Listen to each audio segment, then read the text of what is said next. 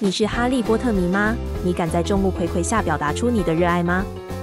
哈利波特的小说和电影问世超过20年，至今依然有很大的影响力。除了年初大卖的游戏霍格华兹的传承外，有一位 TikTok 创作者也因此爆红。